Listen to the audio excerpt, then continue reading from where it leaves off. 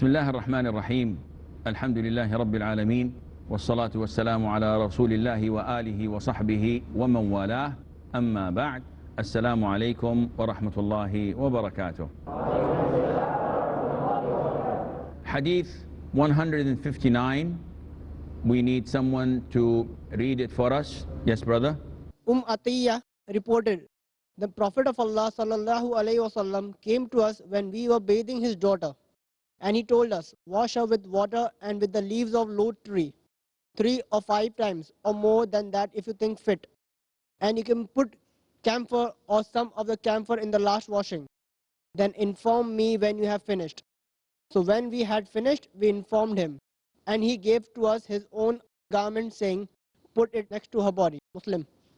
And in another narration, And in another narration, or 7, he said, begin with her right side and with the place of wudu. Atiyah said, and we plaited her hair into 3 braids. Jazakallah khair. Now, washing the dead, the procedure usually is the same. First of all, you try your level best to take off the clothes without tearing them. Why? So that we can have someone use the clothes.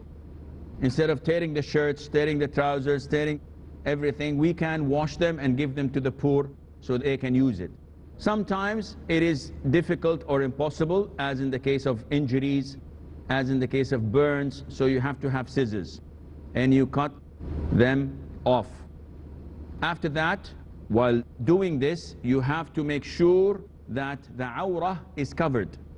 And the awrah, the part of the body that is not allowed for people to see, for men it's from the navel to the knees, and for women it is from below the neck to the knees. So women cannot see the breasts of other women, they cannot see the bare back of other women. This is not permissible in Islam. So we cover the awrah, and then scholars say that we look, if the nails are long, we clip them. For men, if their mustache is long, we trim it. And the first thing that usually would be recommended to do is that you make the dead person, the corpse, sit halfway. So you bring him from under his neck, make him sit halfway, and then gently press over his stomach while pouring a lot of water on the private parts. Why is that? Because if the bladder is full, if the stomach has some waste that it wants to release, we want it to release it while carrying the funeral to the prayer hall or to the masjid or to the burial. So we must try our best to purify the body. So by gently pressing on the stomach, you know that all the muscles are loose. So anything that is ready to go, it will go.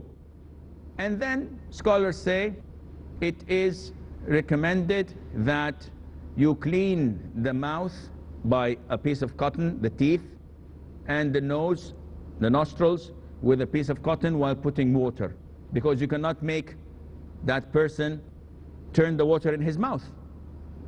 It is not advisable to open his mouth and put water, because this would go to his stomach directly. So it's only with a wet piece of cotton you do this. What about the water? What kind of water should I use? You use room temperature water. So if it is extremely cold, then you use some sort of normal water. And if extremely hot, then you use middle type of water. You don't use too hot nor too cold. And the lote tree or the lotus, it's a green substance from the leaves made and crushed and so on. And this is used as follows. We put the amount needed with this much of water, and we beat it regularly until foam starts to come out. And then we increase water while still beating it until we have a big bucket of water with foam on it. This is the way of using it with the water. Now, what do I do with the foam? I take the foam and I wash his beard and I wash his head as if it's a form of shampoo. This is what's the foam used for. One would say, okay, can we use normal soap? And I says yes. But the sunnah is better in following it because sidr gives a special treatment to the skin. And some say that it has the characteristic or the feature of repelling insects from coming, from the smell, or I don't know. Either way, we are recommended to follow the sunnah, but if you don't, by washing the deceased with soap, does the job. The Prophet instructed Atiyah to use sidr. Afterwards, the Prophet said, alayhi salatu wasalam, that you wash her 3, 5, in another narration, 7 times, or even more. Some scholars say, no, you have to restrict to 7. And the Prophet said, alayhi salatu wasalam, begin with the right hand side and with the places of wudu, which made some scholars say that the first thing you begin with is offering wudu.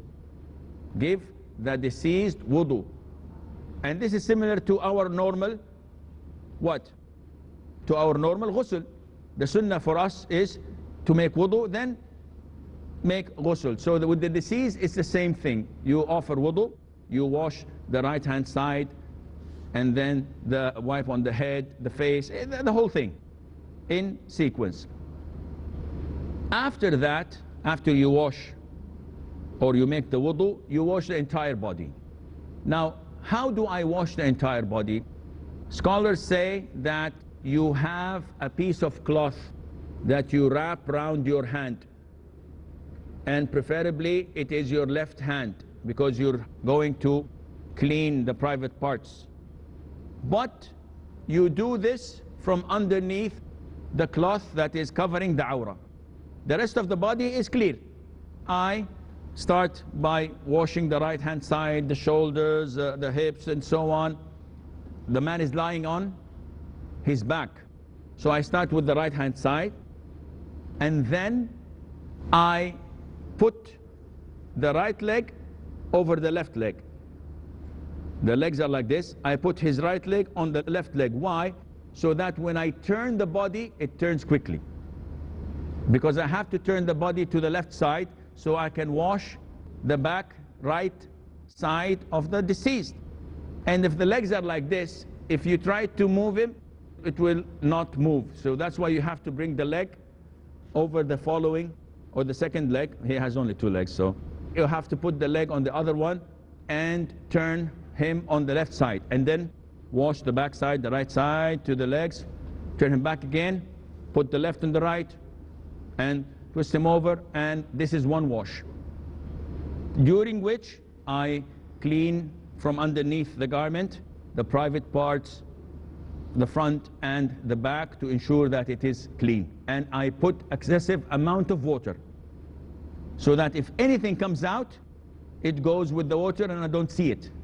If you use little amounts of water and you see things, maybe this would make you feel a little bit disgusted, maybe. And it is forbidden completely to tell anyone of what you see. You're not allowed to go out and say, well, I saw so much filth and so much dirt. This guy was stinking. Astaghfirullah wa tubu ilayh. This is something that you have to conceal. And if you disclose it, Allah will punish you for it. And if you conceal it, Allah will forgive you how many times? 40 times. Allah will forgive you 40 times. So imagine how much reward you are getting. And I wash him once. I do the same process twice. I do the same process 3 times. If I still, while washing, see something coming out, I do what? 5 times. Again, I do 7 times. Some scholars say after the 7th, that is it. You don't do anything. But what to do if there is still some najasa, some impurity coming out? Old scholars used to say that you have to put something that blocks the passage. And whether it is mud or it is some form of cement or some form of plasters that would stop this. Nowadays we have diapers. So scholars always get a diapers ready. So if najasa is still coming out after 7th time of washings, and you put a diaper and you seal it tightly, and that is it. What to do afterwards? You dry the body, and then you either, and this is the most likely way of doing it. Now, we're washing the body on a wooden surface which has holes in it so that it allows the water to, anything can do. Nowadays, in new places for washing the bodies, specially designed for that, they have big platforms that are made from marbles with special holdings in it. And it looks like a kitchen. When you see it, it looks as if it's a kitchen, but actually it has all the sprays necessary for the water and all the necessary tools available. Makes it clean, makes it easy. The drainage is also clean, and there's special clothes that you put on for hygienic purposes. The place is wet. We dry the deceased with a towel, and in another location we spread the 3 sheets. Prophet ﷺ, he was himself shrouded in 3 white sahul, meaning either referring to a city or a village in Yemen where they used to make these types of white cotton clothes, or it means to be white and pure. And this is his sunnah. So we bring 3 pieces of cloths. Now, one would say, I'm a rich man. Actually, I am on the top 10 of Forbes list of richest men in the world. And one would say, Akhi, what are you doing here if you are? Well, hypothetically speaking, I am not, alhamdulillah.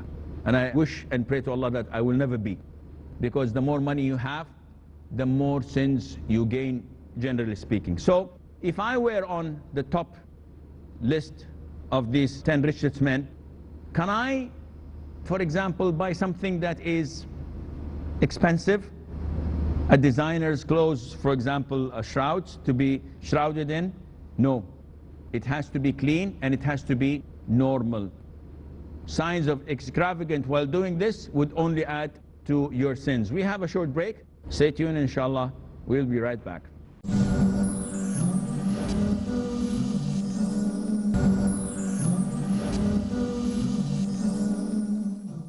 Assalamu alaikum and welcome back. So, we put the shrouds, we carry the deceased and put him in these shrouds. Any way of shrouding him special? Scholars say, we in Arabia, this is what we do. We put the first shroud before we bring the deceased, and we put a lot of perfume, and we put a lot of al-hanut, which is a type of perfume that you break, and it's a substance. And we put different kinds of oud, of ward, something that is presentable. Then we put the other shroud and we do the same. Then we put the other 3rd one and we put the same. So the full layer, 3 layers are all perfumed. You remember that incense we also can do before doing it. Then we bring the deceased and we put him. And before shrouding him, we bring a bottle of perfume and we put in a cotton in the places where he used to prostrate on. So we put a lot extensive on his palms, on his knees, on his feet, and on his forehead and nose. And then we shroud him with the first shroud. Normal, 1 and 2. And from the top, there is about half a meter from the head and half a meter from the legs. Why? So that we can carry him from it when we put him in the grave. We don't hold his feet, we hold it from these half a meter long handles, if you wish. And then we wrap the first layer, we wrap the second layer, we wrap the 3rd layer, and then we put the knots. So 1 at the legs, 1 at the knees, 1 at the waist, 1 at the head, 1 at the arms, depending, 5 or 6 or 7. Every country differs from the other. The most important thing that it is tight, that it was not break loose.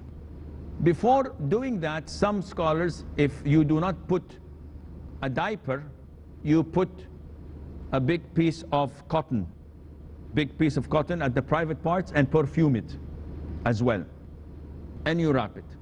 Now for women there is another extra, because the Prophet in this hadith, he told them, when you finish, announce me, inform me.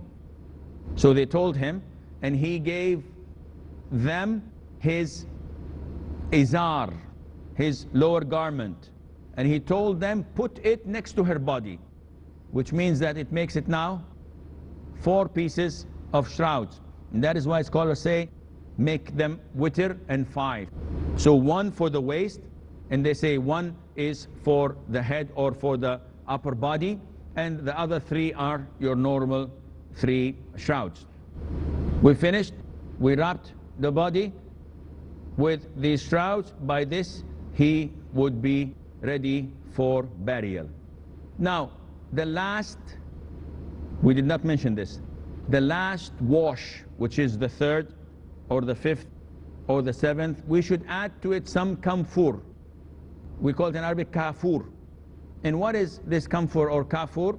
It is a sort of substance that also gives perfume or scent to the washing, and scholars say that it gives the skin and the body stiffness, and the stiffness is needed so that it would become easier to carry and so on. So we put the perfume and we use these substances as the Prophet ﷺ instructed us to do. We have some time left, I believe, but before we go to the following hadith, do we have any questions? Okay, yes, brother. Assalamu alaikum, Sheikh. Assalamu. What if a dead body has a ring in her hands which we are not able to pull out? Ring in the hand. In the hand there's a ring. Yes, and we are not able to pull out. Well, if you are unable to take the ring without harming the body, leave it.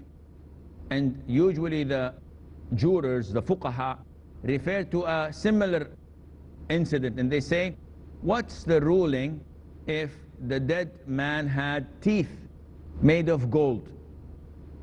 So they say, if it is possible to take them, if they are removable, then you have to take them, because this is money and this is part of the inheritance that must be distributed. But if it is implanted, and removing it would mean that you would have to have a surgery or harm the deceased by doing this. You know that the Prophet said, ﷺ, breaking the bone of a deceased is like breaking the bone of a living man. Both are haram. So you're not allowed to take this off. However, scholars said, and this is what Shaykh ibn Uthaymeen, may Allah have mercy on his soul, said on his lectures, that you may, after 6 or 7 or 8 months, dig the grave when all the bones and all the flesh has gone, and the ring would be loose, the teeth, the golden teeth would be loose. You can collect those and use their money, because this is money and it is a waste that it goes to waste. So I hope this answers your question. Yes, brother. Assalamu alaikum. Salam. Recently I had witnessed a funeral procession, and I was witnessing the burial procedure. Before the shrouding the body, they applied some kind of powder, and when I inquired about the same, they told me it's for the body to decompose as soon as possible. So what is the ruling regarding it? This is for the body to Decompose quickly. No. This is not permissible. To apply a substance that would accelerate in decomposing the body, this is not permissible. You should make it as normal as it is by using the substances that the Prophet told us ﷺ to use. So this is not permissible. Sheikh, when the body is washed and the aura is still hiding, and now we have to move the body from one place to the other on the shroud, how do we do that? Very, very simple. The process is, the piece of cloth covering the aura is wet and it's dirty. most likely, though we've washed the whole body 3, 5, or 7 times. So what we do is when we finish, I told you we dry it with a towel. We bring a new fresh towel and we put it on top, one man holding it from top, and then we take from underneath it the wet piece of cloth. So the man now is covered with a towel. We take the body with the towel to the first shrouding place. The minute we put the first shroud and the second, from underneath we withdraw the towel. So now you cannot expose the awrah. This man is dead, but he has his honor and pride, and you have to protect this. Yes, brother. While the body is being washed, what should be the people who have arrived for the funeral should be doing? They should be indulging in zikr, reciting Qurans. What should be doing while the body is being washed? Yes. Yes. While the body is being washed, we do not have any prescribed dhikr at all. So any prescribed dhikr would be an innovation. So if you are, while doing this in yourself, say, oh Allah forgive him, oh Allah, it is good. But we cannot say to the people, before you go, you must seek Allah's forgiveness 50 times, and you must say, may Allah have mercy on him 21 times. We have no prescribed thing to say or to do as such. And therefore, you just wash him without doing any dhikr. We've stated before that when a man is dying or he dies, we should not supplicate except with things that are good, because the angels, what do? They say Ameen. But as we are washing, we do not have any evidence of any supplications or any dhikr, and of course, or any recitation of the Quran. And unfortunately, a lot of the Muslims believe that reciting the Quran when the people are dying or after their death or in the graveyard is beneficial and good. Especially they think that Surah Yasin, because there is a hadith where it was reported that the Prophet said, alayhi salatu wasalam, "Iqra'u ala mawtakum Yasin." Recite on those who are dying or on those who had died, Surah Yasin. But this hadith is not authentic. This hadith is weak. And those who authenticate it, they say that it means that when a person is on his dying bed, you should recite Surah Yasin. Why? Because he's alive, he's hearing Yasin, and in Yasin there are glad tidings of Jannah. قال يا ليت قومي يعلمون بما غفر لي ربي وجعلني من المكرمين. The man who came to warn his people and ask them to believe the messengers, he said, I wish that my people know how Allah Azza wa Jal forgave my sins and gave me reward, or etc. So when a dying person hears this, he has hopes that he will be treated similarly. I'm afraid that this is all the time we have. Until we meet next time, fi amanillah. Wassalamu alaikum wa rahmatullahi wa barakatuh.